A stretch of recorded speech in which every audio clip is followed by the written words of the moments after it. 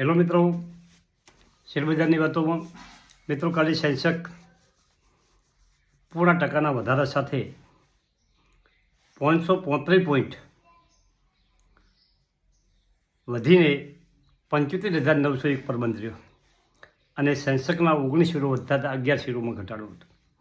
નિફ્ટીમાં પણ 128 પોઈન્ટ 0.5% વધારા સાથે 22,957 પર બંધ રહ્યો. નિફ્ટીના 25 શેરો વધતા હતા અને 25 શેરોમાં ઘટાડો હતો. બેંક નિફ્ટીમાં સારો એવો વધારો થયો, 802 પોઈન્ટ 0.5% વધારો બેંક નિફ્ટીમાં થયો, 48,866 ઉપર બંધ રહ્યો. નિફ્ટીના 12 શેરો પૈકી 10 શેરો વધતા હતા, 2 શેરોમાં ઘટાડો હતો. પરંતુ મિડકેપ નિફ્ટીમાં માઇનસમાં ચાલતું હતું અને 0.5% માઇનસ ચાલ્યું હતું. મોટાભાગના આપણા શેરો મિડકેપ અને સ્મોલ કેપના છે અને આ બધી કંપનીઓમાં ઘટાડો પણ દર્શાવતો હતો. ગિફ્ટ નિફ્ટી અત્યારમાં 23,021 50 પોઈન્ટ આસપાસના વધારા સાથે ટચ થઈ ગયો છે. એફઆઈએ કાલે 4,921 કરોડનું વેચાણ કર્યું. સોમે આપણા ઘરનું ફંડ હોય દમદાર ખરીદી કરી, 6,814 કરોડની ખરીદી કરી. એફઆઈએ સ્ટોક ફ્યુચરમાં 2,516 કરોડની ખરીદારી કરી, જ્યારે ઇન્ડેક્સ ફ્યુચરમાં 489 કરોડની વેચવાલી કરી. મિત્રો, સતત 2 દિવસથી એફઆઈસી કેશમાં વેચે છે અને સ્ટોક ફ્યુચરમાં જોરદાર ખરીદી કરે છે. આપણે ડીઆઈની પણ જોરદાર ખરીદી છે. હવે શું મિડકેપ અને સ્મોલ કેપમાં હજુ પણ ઘટાડો ચાલુ રહેશે? આ પ્રશ્ન બધો તમારા અને મારા મનમાં સતત આ એક જ વાત રહેશે, કેટલો ઘટાડો થશે, શું થશે, આ ઘટાડા પાછળના કારણો શું છે? મિત્રો, ગ્લોબલ કારણો છે અને જે આપણો રિટેલ ઇન્વેસ્ટરનો વિશ્વાસ થોડોક ડગી ગયો છે. પરિણામ કંપનીઓના જે ત્રિમાસિક આંકડા છે, ત્રીજા ક્વાર્ટરના આંકડા થોડાક કંપનીઓના વીક આવ્યા છે અને ગ્રોથ ધીમો પડ્યો છે મિત્રો. પરંતુ સારી કંપનીઓ કાલે વધતા હતી. તમે ખાસ જુઓ કે ઘટાડામાં લેવાવાળા ઓછા હોય છે, વેચવાવાળાનો મારો ખૂબ હોય છે અને વોલ્યુમ ઘટી જાય છે. એનું કારણ છે કે તમારે 500 કે 1000 કે 2000 શેર વેચવા હોય તો અમે લેવાવાળા એટલા બધા હોતા નથી. એટલે તમારે એટલા વેચતા 4 થી 5% ઓટોમેટિક ઘટાડો આવી જાય. તમારે 500 શેર, નાની કંપનીમાં 500 શેર વેચવા હોય એટલે તમે વેચવાળા મૂકો એટલે લેવાવાળા કોઈ હોય નહીં. એનાથી નીચે મૂકો, એનાથી નીચે મૂકો તો જ તમારા શેર વેચવાય. આવી પરિસ્થિતિ થાય. તેજીમાં એનાથી ઉલટું થાય છે.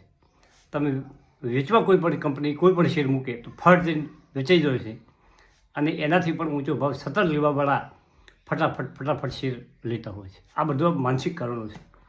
પરંતુ એક સારો સમય આવશે, ચોક્કસ આવશે, વિશ્વાસ સાથે. અને જે રીતે બજાર ઘટી રહ્યું છે એ રીતે બજાર અપ થવાનું છે.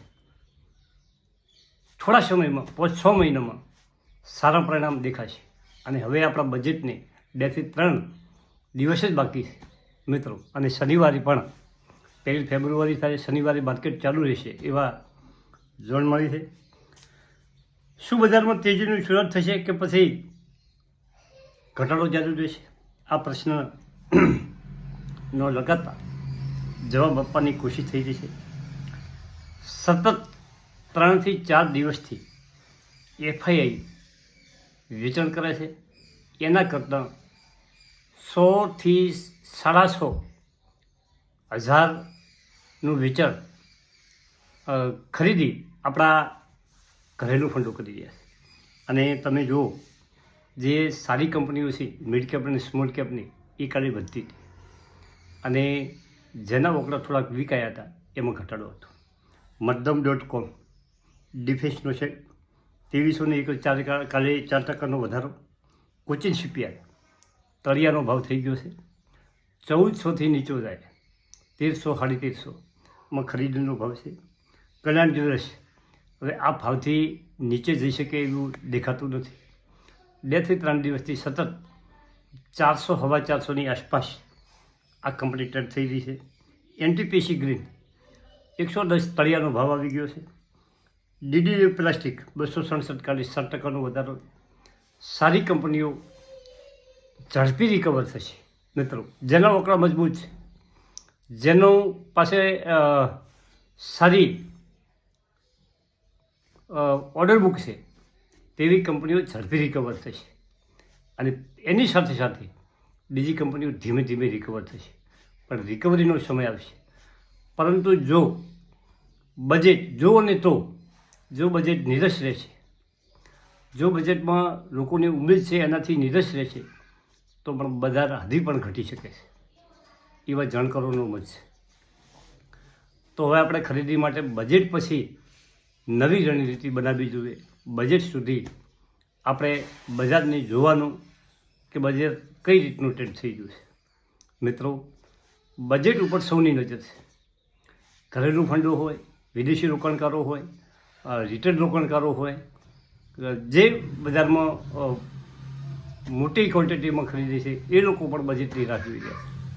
તો મિત્રો, સારી કંપનીઓમાં જેના રોકડા સારા છે તેવી કંપનીઓમાં ખરીદી કરવાની. તમારે અને મારા પોર્ટફોલિયોમાં જે કંપનીઓ છે એ મહત્ત્વની કંપનીઓ છે, સારી કંપનીઓ છે. મિત્રો, ઘણી કંપનીઓ તમને સારામાં સારું રિટર્ન અપાવી શકે એવી દમદાર કંપનીઓ છે.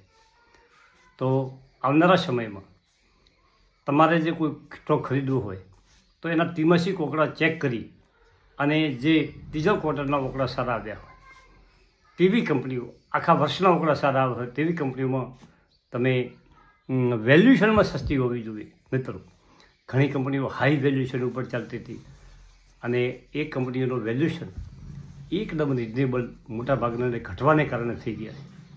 આજે ઘણી કંપનીઓ તેના સેક્ટરના પીએની આસપાસ આવી ગઈ છે. કલ્યાણ દિવસ ખૂબ ઊંચા પીએ ઉપર ચાલતો હતો, પરંતુ સતત દોડતી કંપની હતી. પરંતુ એક સામાન્ય 2-3 કારણોસર કંપની ખૂબ નીચે આવી છે. હવે કારણો કેટલા સાચા છે અને એ કારણો જો સાચા નહીં હોય તો કંપની ફરી ઝડપી રિકવર થશે. અને કારણોમાં દમ હશે તો કંપની 400 આસપાસ કે 500 વચ્ચે અને 400 વચ્ચે સતત ટ્રેડ થઈ જશે. મિત્રો, સારી કંપનીમાં ઇન્વેસ્ટ કરવું અને જેના ફંડામેન્ટ મજબૂત છે તેવી કંપનીમાં તમારું હોલ્ડિંગ સતત વધારતું રહેવું અને શેર બજારમાં ગભરાયા વગર, કોઈ પણ ચિંતા કર્યા વગર તમે હોલ્ડ કરો. ઘણા મિત્રોને કહે કે હવે પૈસા નથી અને ખૂબ શેરો લીધા છે, પરંતુ હવે મારે ખૂબ લોસ છે. મિત્રો, બધાને લોસ હોય, પરંતુ જે ધીરજ રાખી શકે છે એ શેર બજારમાં જીતી શકે છે. ધીરજ, સમય પસાર કરો. મંદીના સમયમાં શાંતિથી બેસી રહેવું એ જ મોટી સિદ્ધિ છે. મિત્રો, થેન્ક યુ, આભાર.